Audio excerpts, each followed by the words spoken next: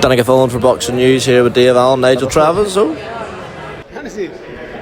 he's always trying to get in on your thing, isn't he? Yeah, he's always... So Pat Brown, the reason Pat Brown, I'm sorry about this, the reason Pat Brown is famous is because of Dave Allen. It's true. Talk about the main event first. Jack Catterall with Harlem Eubank. Jack's first fight at 147 pounds. Just come to you first now. Do you notice a difference in Jack when he's up this extra half a stone? He doesn't have to cut that weight down. Do you notice a difference at him in the weeks and obviously now days leading up to the fight? In fairness, this past few weeks, no, there's not been a difference. He's as professional as he's ever been. The weight matters when you're coming down to cut the weight, and in the last few days. So we're just getting in there now. So I expect to see him do it with ease. But it's never easy. These kids have to sacrifice such a lot to become the fighters that they are and to be ranked at whatever their weights. But this is just an opportunity. Jack's can still do 140 with relative ease, or with no problems, or whatever problems that they have. Usually eradicated because of the professionalism. That's why he's in the gym. That's why he's professional. But the next few days now should be a little bit easier because he's got 7 pounds extra. So again, obviously it has to be. It helps him out, but he can still make 140 if necessary. So it's just a trial run to see where he's at. Dave, you've become a very frequent and astute pundit on the YouTube channel. I'll give you a wee plug there. Subscribe to Dave Allen's YouTube channel. What's your read on Harlem Eubank? Obviously, you've seen a lot of Jack in the gym at Harlem. Had a good win over Tyrone McKenna last time out. People thought that would be a difficult fight, and he won well. Stopped Tyrone McKenna. How difficult a test do you think he'll pose to Jack on Saturday?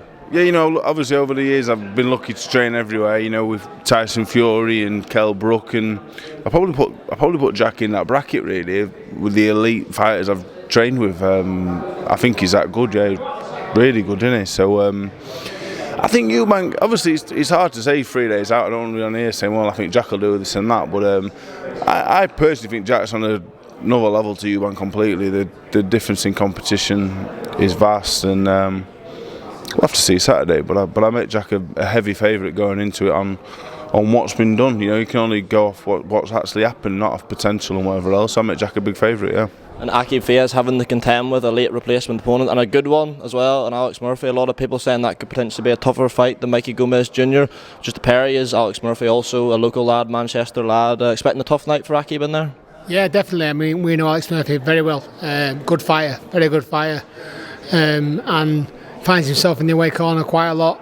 But he's a cracking fighter. We've sparred him previously. We've seen him, at length, and he's a nice kid. He's over with Brian over in Eccles Boxing Club. Good people, genuinely good people, and they I believe pose a bigger problem than the Michael Gomez Jr. Will have or may have. But again, you'll never know. So it is what it is. Aki's got to do his job. So it's a late replacement, but he's never trained and he's never been in a condition like this that I've ever seen.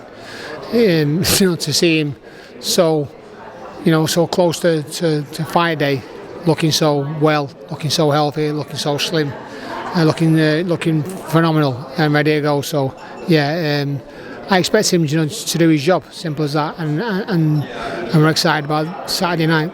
And Nigel, I'll stick with you. Are we going to see the man next to you and with Joseph Parker?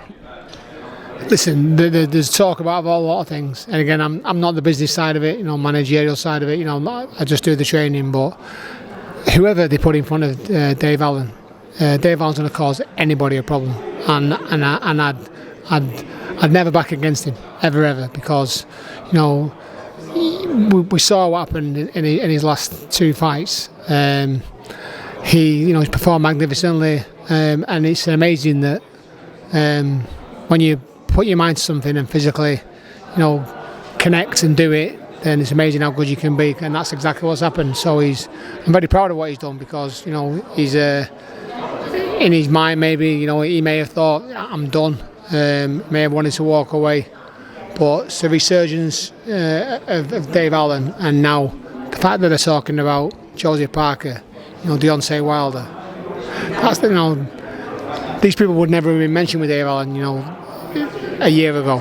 Now they're talking about him, so it's magnificent, and really, I believe that whoever they put in front of him is going to cause massive problems to anybody, and I back him all the time. And Dave, how much credit do you give to Nigel and Jamie for this journey you've been on? You linked up with them, we had that Fraser Clark fight, you weren't happy with what you've done then. You've had the 2 fights with Johnny Fisher, you're a bona fide headliner now, you've got another deal with Matchroom. I've seen you speak in previous interviews about the love these guys have given back to you for boxing. Just a word on the journey you've been on with Jamie and Nigel. Yeah, I've been boxing more than half my life now. I was a good amateur national champion, and I should have gone on the Great Britain team really, but I turned pro young, and then life just got in the way for a good 10 years. So I had a good time though. So, but yeah, I went back for the Fraser Clark fight. I had a few weeks in the gym, and we took the fight, and I think between me and Jay, we agreed in the hospital after, like, that was probably me done really. But I couldn't really leave it alone because I knew I could do more. So I had a few fights back home. It was hard, and just a bit of luck really. Got the Fisher fight, got back in the gym, did full camp, and then did one for the rematch. And I trained everywhere. I trained with the best trainers. I trained with the best coaches there could be. Brendan Ingle, Dominic Ingle, Peter Fury, Darren Barker. I've been bloody everywhere. But this is what works for me. This works for me. I think it's probably a personal thing as well. We have a close relationship, and for me, it just works, don't it? It just works. Me and Nigel, me and Jay. I don't know what it is really. I think it helps when I'm a bit older and a bit wiser as well, matured a little bit. But these two get the best out of me. That's all it comes down to. I think I always had enough talent and ability to do something. It was just going to the right place to get it out of me. And I wouldn't stay away from home 4 days a week, and if I weren't enjoying it. So yeah, I think that's what it comes down to. I enjoy my training now.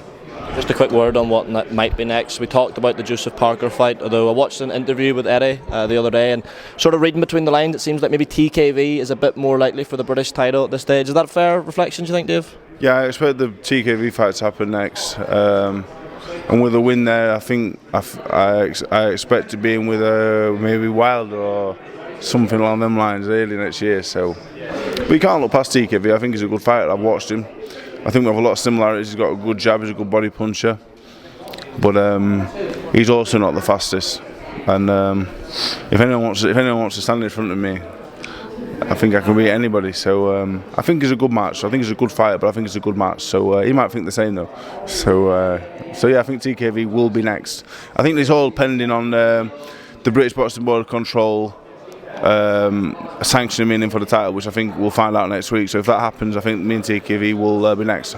Circle back to TKV, but you mentioned Deontay Wilder. What did you make of his comeback fight against Tyrell Herndon? I watched the highlights, and Wilder was never pretty to watch, but he's been Olympic bronze medalist and had 10 WBC title defences, so he's been a good fighter, but I think his best attributes are gone now with age, so I think it's become a winnable fight. So, but obviously we have to beat TKV first if that's what's next. So Deontay Wilder, it's exciting, and you know what, to be fair, it just get me out of bed in the morning to run, but I have to win the next one first. Nigel, leave the last word with you. A fight between Dave and TKV. Just break that down for us from a trainer's eye. What do you make of Jamie TKV as a fighter, and how him and Dave would match up stylistically? As Dave said, I think there's a lot of similarities to them, and I think they're both tough enough to put on a really, really good show for the fans to be the winners. Really, I would expect the people to watch it to be tuning in, quite high numbers, because it's a great fight, and it's something that Dave's always aspired to. He won his first title ever against Johnny Fisher, and he wants more. And why not? I think he's perfectly placed, and it makes for a great spectacle. But one that I'd be more than confident of Dave, doing his job, because that's what he's doing. So there are no other fights. We're talking about Joseph Parker, they're talking about Deontay Wilder, they can talk about anybody, but there is no one, whoever they name of his next opponent, it's just one fight at a time, and that's what he needs to do. He needs to commit, to work and do the graft that he's doing. I mean, he's already in the gym, so that's a really scary factor for anybody to know that he's in the gym now, whenever this fight's going to be, whenever they announce whatever fight. So whatever they're planning, he's in the gym now preparing for August, September, October, November, whenever he's in the gym. So that's scary for any opposition, because I believe you only see the best Dave Allen, and I do honestly believe, and you can quote me on it, that he's getting better and better. When he was saying we were in the hospital room, considering him finished after Fraser Clark, he's getting better. So that's a scary product for anybody, and I think that Johnny Fisher, didn't need to fight Dave. The first fight, didn't need to fight him, so I really gave him a chance. And then the rematch, was conclusive. So that's got him back in. He's bought his lottery ticket and he's won. So now he's got to serve that well, and he's got to play that hand that he's been dealt. He's going to play those cards right, and that's why he's going to be in the gym, work hard, and I believe that he can become a British champion definitely, and then who knows. Just final one for both of you, as a team first of all, and then for you as an individual, how special would it be to bring that British heavyweight title back to Manchester for this man? Yeah, listen, he'll be going back to Doncaster. He might start here, but listen. It'll be a phenomenal thing, and something, and someone deserves goodness, and I believe that he served his apprenticeship as such.